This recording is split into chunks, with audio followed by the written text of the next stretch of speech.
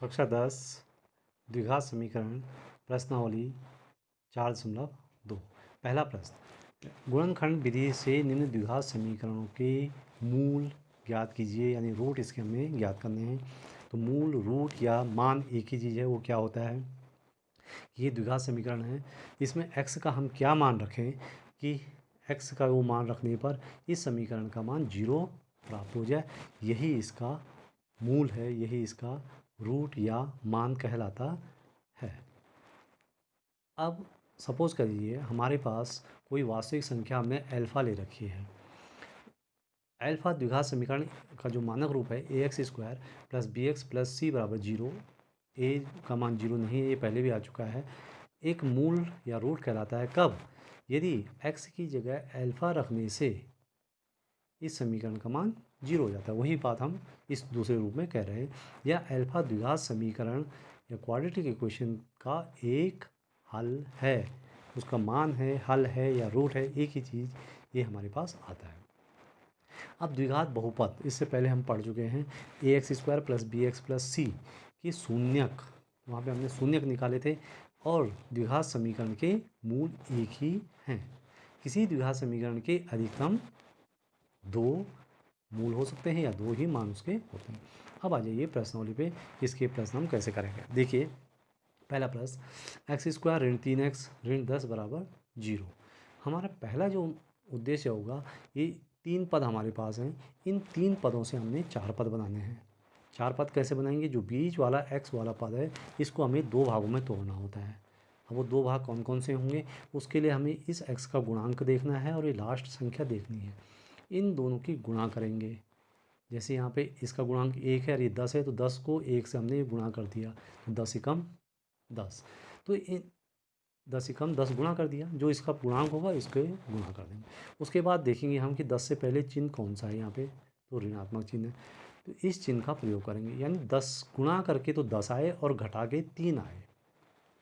10 के ऐसे दो गुणनखंड, इस 10 के ऐसे 2 गुणनखंड करने हैं जिनको गुणा करके तो 10 आए और उनको आपस में घटा के 3 आए। तो 5 और 2 को हम घटाते हैं तो 3 आता है, यानी ये 10 के ये वाले गुणनखंड हमारे प्रयोग में आएंगे। तो अब हमने इस 3 की जगह 5 ऋण 2 रख दिया, तो x² हमने ऐसे ही रख दिया। इस 3 को हमने रख दिया 5 ऋण 2, ऋण अपनी जगह पे है, और ऋण 10 बराबर 0। अब हमने क्या किया कि इसको ब्रैकेट को खोल दिया, तो x² ऋण 5x ऋण 2x, ऋण बाहर भी था तो ये इसने धन कर दिया, ऋण 10 बराबर 0। अब ये हमारे 4 पद हो गए, जो हमारा मेन उद्देश्य था। 3 पदों के 4 पद हमने बना लिए। अब इन दोनों में, इसमें और इसमें x कॉमन आ रहा है, तो यहाँ से बचा हमारा x ऋण 5। इसमें और इसमें 2 कॉमन आ रहा है, 2 कॉमन ले ले तो x ऋण 5। यदि हमारा यहाँ पे और यहाँ पे एक ही उत्तर आ रहा है, तो इसका मतलब हमारा सवाल बिल्कुल सही जा रहा है। तो अगली बार फिर देखिए, इसमें भी x ऋण 5 है, इसमें भी x ऋण 5 है। फिर हमने x ऋण 5 कॉमन ले लिया, क्योंकि वो दोनों में कॉमन है, तो इसलिए हमने फिर x ऋण 5 कॉमन ले लिया। तो जब x ऋण 5 कॉमन ले लिया हमने, तो यहाँ से क्या बचा, x ऋण 5 कॉमन ले लिया, तो यहाँ से बचा x और यहाँ से बचा 2, तो दूसरे ब्रैकेट के अंदर आ गया x धन 2 बराबर 0। तो अब हमारे इसके ये गुणनखंड बन गए कि x ऋण 5 और x ऋण धन 2 बराबर 0। अब दो संख्याओं को गुणा करके 0 आता है, तो उनमें से निश्चित है एक संख्या 0 होगी। तो यदि, अब हम मान रहे हैं यदि ये वाली संख्या 0 है, यानी x ऋण 5 बराबर 0 है, तो x का मान हो गया 5। और यदि दूसरी संख्या 0 है, यानी x धन 2 बराबर 0 है, तो x का मान आ गया 2 उधर गया तो ऋण 2। तो इस प्रकार x के हमारे 2 मान आ गए, x बराबर ऋण 2 और x बराबर 5। द्विघात समीकरण x² ऋण 3x ऋण 10 के 2 मूल हो गए, 2 रूट हो गए या 2 उसके मान हो गए। अब इसके दूसरा भाग न करा के मैं पहले इसका 5वां भाग करा रहा हूँ सीधे, फिर हम दोबारा वापस आएंगे इधर को। 5वां भाग है इसका 100x² ऋण 20x धन 1 बराबर 0। अब मैंने तरीका क्या बताया था कि हम 100 और 1 को गुणा करेंगे, तो 100 एकम 100, उसके 2 टुकड़े करेंगे जिनको कि जोड़ के, यहाँ पे जोड़ का निशान है, जिनको कि जोड़ के 20 आए और गुणा करके 100 आए। तो 100 के क्या क्या टुकड़े हो सकते हैं हमारे पास, 10 गुणा 10 100, 20 पंजे 10, 20 गुणा 5 100 और 25 चौको 100। लेकिन हमें उनको जोड़ के 20 निकालना है, तो 20 किस किस का आएगा, 10 10 की 100, 10 और 10 जोड़ेंगे तो 20 आएगा। तो यही हमें करना है, यानी इस 20 की जगह हमने 10 धन 10 कर दिया। धन ये वाला देखना है चिन्ह यहाँ पे। ठीक, उसके बाद हमने 100x² अपनी जगह पे है, ब्रैकेट खोल दिया, तो 10 माइनस का 10x और माइनस 10x और प्लस 1 बराबर 0। ये अब हमारे 4 पद हो गए हैं, 3 पदों के 4 पद बन गए। 100x² minus 10x minus 10x plus 1। अब पहले दो में से फिर हमने कॉमन ले लिया, इन दोनों में 10 कॉमन आ रहा है, तो 10 कॉमन लिया तो अंदर बचा 10x ऋण 1। इन दोनों में 10x ऋण का 10x और धन का 1 है, कुछ भी कॉमन नहीं आ रहा है, लेकिन हम उन दोनों में -1 दोनों में है, इसलिए हमने -1 ले लिया। तो -1 लेने से इन दोनों, इस ब्रैकेट के अंदर भी वही चीज़ आ गई जो इस ब्रैकेट के अंदर है। फिर हमने 10x ऋण 1 कॉमन ले लिया, तो अंदर फिर बच गया 10x ऋण 1। वही संख्या दो बार आ गई, तो उसको हमने होल स्क्वायर लिख लिया कि 10x ऋण 1 होल स्क्वायर बराबर 0। अब 10x ऋण 1 बराबर 0, तो 10x बराबर 1 उधर गया तो धन का हो गया, तो x बराबर 1/10। क्योंकि ये होल स्क्वायर है, इसलिए x के दोनों मान ही 1/10 होंगे। तो ये हो गया कि x का एक द्विघात समीकरण है, इसके लिए इसके दो हल होंगे, लेकिन ये एक जैसे हल हैं दोनों। तो x का मान हो गया 1/10 और 1/10। अब आते हैं हम इसके चौथे भाग में। चौथा भाग है इसका 2x² ऋण x धन 1/8 बराबर 0। अब चूंकि यहाँ पे ये बटे वाला है, इसलिए हम इसको पहले हल कर दें। इस पूरे का हमने लघुत्तम ही 8 ले लिया, तो 8 दूनी 16 और माइनस का 8 और प्लस 1 बराबर 0। तो 8 को हम इस 0 के साथ लेंगे तो 8 0 हो गया सीधे। फिर तो अब हमारे पास जो समीकरण है वो ये बन गई कि 16x² ऋण 8x धन 1 बराबर 0। अब इस समीकरण में 16 एकम 16, 16 के दो टुकड़े करने हैं जिनको जोड़ के 8 आए। 16 एकम 16 के दो टुकड़े गुणा करके तो 16 आए और उनको जोड़ के 8 आए। ये तुम्हें, तो 16 के दो टुकड़े क्या क्या हो सकते हैं, 16 एकम 16 और 4 चौको 16, तो 4 और 4। तो यहाँ पे 8 की जगह हमने 4 और 4 लिखना है, और इस सवाल को ज़रा खुद हल करने की कोशिश करें। अब आते हैं हम इसके तीसरे भाग में। तीसरा भाग है इसमें मेन कि √2x² धन 7x धन 5 √2 बराबर 0।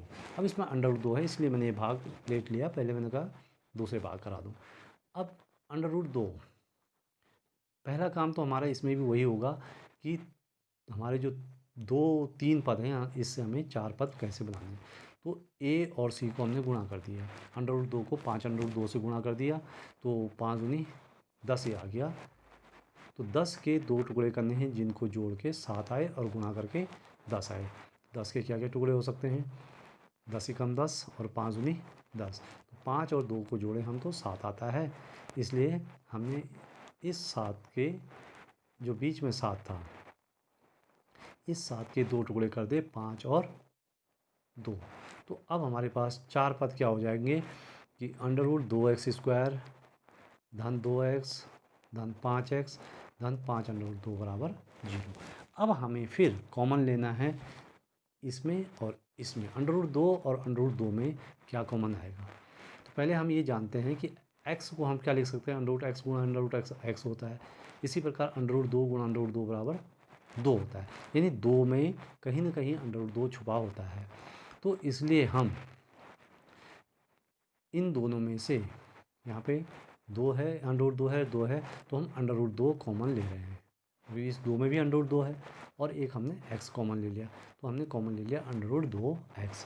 तो यहाँ से बचा केवल x और यहाँ से √2 में से बचा √2, तो इस ब्रैकेट के अंदर तो बच गया हमारा x धन √2।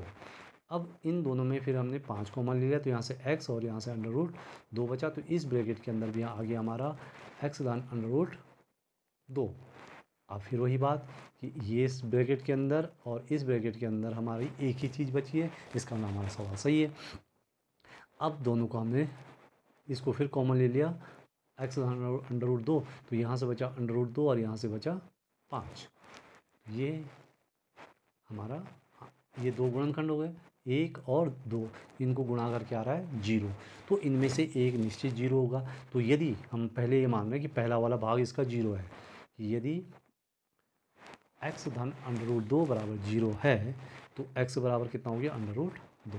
यदि इसका दूसरा भाग 0 है तो अंडर रूट 2 एक्स धन 5 बराबर 0, तो अंडर रूट 2 बराबर x बराबर 5 उधर गया -5, तो x का मान आ गया अंडर रूट 5 बटे अंडर रूट 2।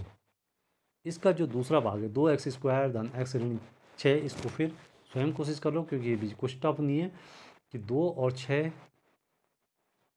इसके ऐसे दो टुकड़े करने हैं 12 के जिनको घटा के 1 आए, तो 12 के 6 कम 6 दूनी 12, 4 3 12, अब टुकड़े देख लेना। अब आते हैं हम प्रश्न नंबर 2 पे।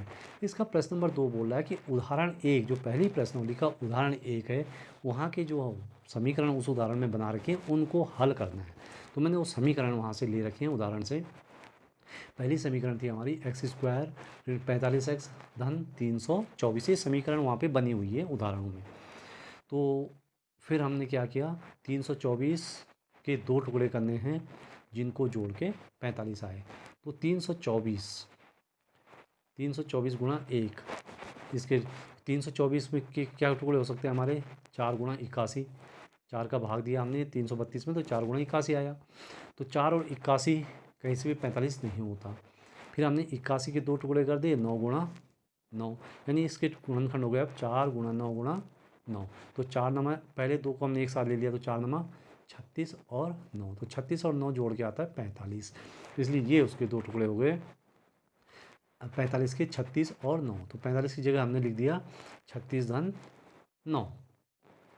अब बाकी ये तीन पद थे, तीन पदों से अब हम यहाँ पे 4 पद बना देंगे कि x² minus 36x minus 9x और प्लस 324, फिर उनमें कॉमन लेके उसको आगे हल करना है। अगला है इसका x² ऋण 55x धन 750। अब फिर वही कि 750 इसके आगे 1 है, तो 750 कम 750 के दो टुकड़े करने हैं जिनको जोड़ के 55 आए और गुणा करके 750 आए। तो 750 के क्या क्या टुकड़े हो सकते हैं, 750 के कर दिया हमने 75 गुणा 10 यानी 750, 75 के फिर कर दिया हमने 25 गुणा 3 और 10 के कर दिए 5 गुणा 2, ये इसके गुणनखंड हो गए। फिर हमने क्या किया, इन पीछे के तीनों को एक साथ ले लिया और इसको एक साथ, यानी 25 गुणा 5 3 15 दूनी 30, तो 25 गुणा 30 750 ही होगा, और 25 और 30 को यदि हम जोड़ दें तो ये हमारा आता है 55, तो 55 की जगह हम लिख देंगे 25 और 30, तो इसका भी पूरा खुद कोशिश करना है इसकी। अब आते हैं हम प्रश्न नंबर 3 में। प्रश्न नंबर 3 है, ऐसी दो संख्याएं ज्ञात कीजिए जिनका योग 27 और गुणनफल 182 हो, जिनका योग हो 27। अब योग 27 है तो हम इसमें मान लेंगे कि माना पहली संख्या x है और सवाल बोल रहा है कि दो संख्याओं का योग 27 है, तो 27 योग है तो दूसरी संख्या कितनी हो जाएगी 27 ऋण x, क्योंकि दो का योग 27 है।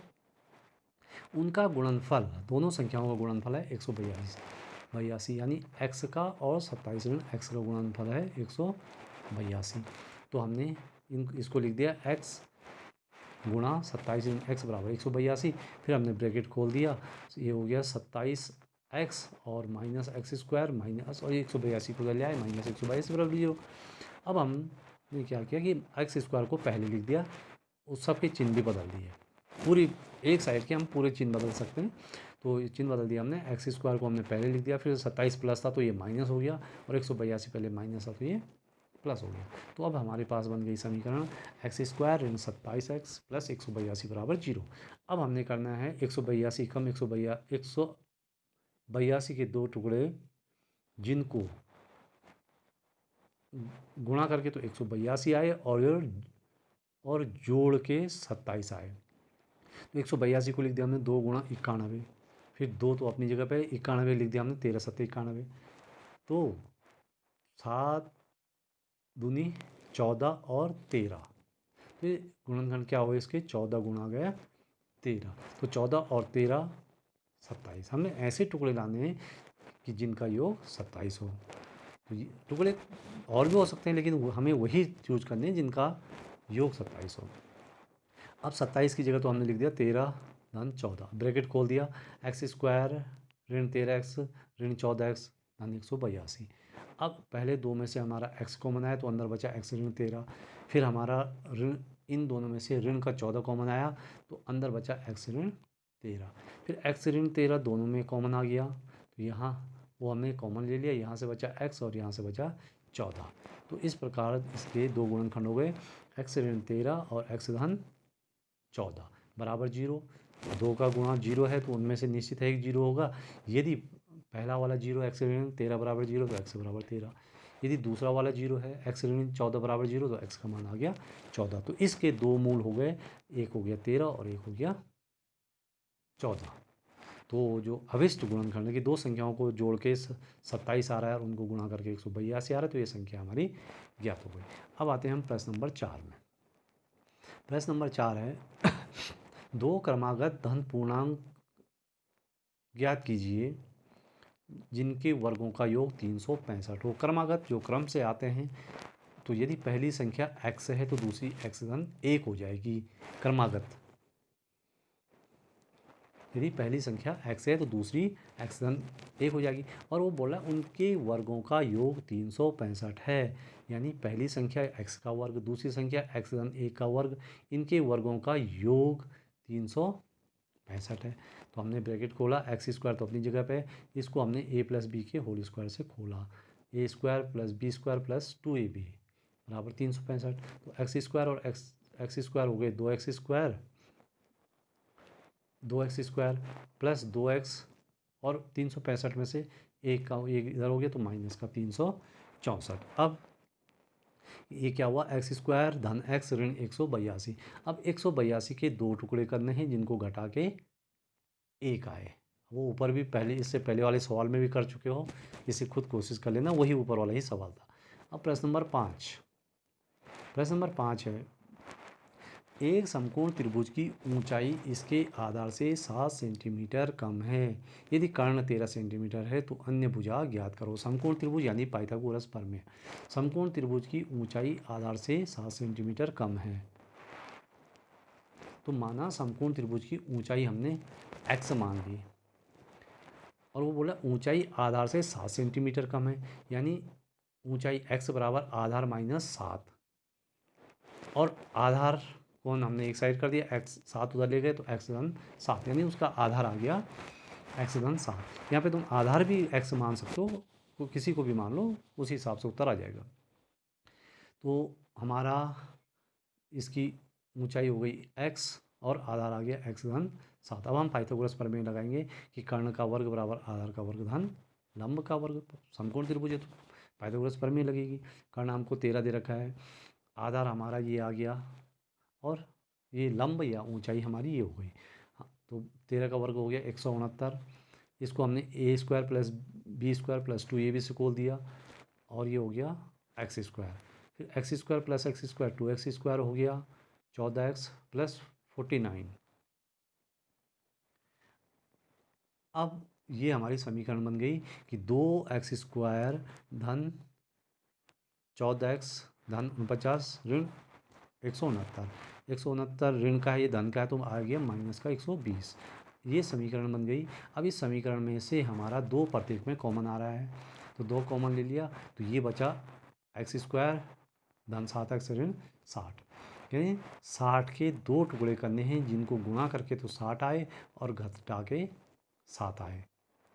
यहाँ पे मैंने हिंट दे भी रखी कि 60 के क्या क्या टुकड़ा हो सकते हैं, 10 छके 60, 12 पंजे 60 और 20 तियाँ 60। तो तुम्हें देखना है कि जिन दो को घटा के 7 आ जाए वो टुकड़े तुम्हें इनमें से लेने हैं, इस भाग को स्वयं आगे हल करना है। अब आते हैं हम इसके अगले सवाल में, यानी लास्ट सवाल में। एक कुटीर उद्योग एक दिन में कुछ बर्तनों का निर्माण करता है।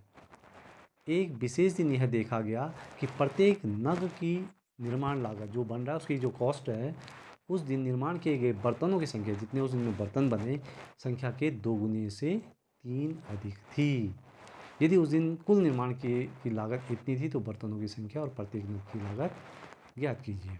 तो माना एक दिन में x बर्तन बनते हैं, ठीक। अब प्रश्न में है कि प्रत्येक दिन नग की लागत जो थी वो बर्तनों की संख्या के दोगुने से 3 अधिक है। तो बर्तनों की संख्या हमने x मान ली है, तो x के दोगुने यानी 2x से 3 अधिक, तो एक दिन की जो निर्माण लागत है, जो कॉस्ट आ रही है, वो आ रही है 2x धन 3। अब वो क्या बोल रहा है कि एक दिन में निर्माण लागत उसने 90 रुपये दे रखी है, तो बर्तनों की जो संख्या है गुणा लागत बराबर हो गई 90। तो हमारी कितनी है संख्या, बर्तन कितने हैं एक दिन में, x बन रहे हैं, और निर्माण लागत आ गई हमारी 2x धन 3। बर्तनों की संख्या x और निर्माण लागत हो गई 2x धन 3। तो हमने इनको गुणा कर दिया, एक दिन की कुल कॉस्ट भी आ गई कि x गुणा 2x धन 3, और वो बराबर हमको दे रखा है 90। तो इससे हमारी ये समीकरण बन गई 2x² धन 3x ऋण 90 बराबर 0। अब 90 दूनी 180, 180 के 2 टुकड़े करने हैं जिनको घटा के 3 आ जाए, 180 और गुणा करके 180 आ जाए और उनको घटा के 3 आ जाए। ये सवाल तुम्हें फिर ये खुद कोशिश करना है, मैं तुम्हारे लिए छोड़ रहा हूँ। ओके।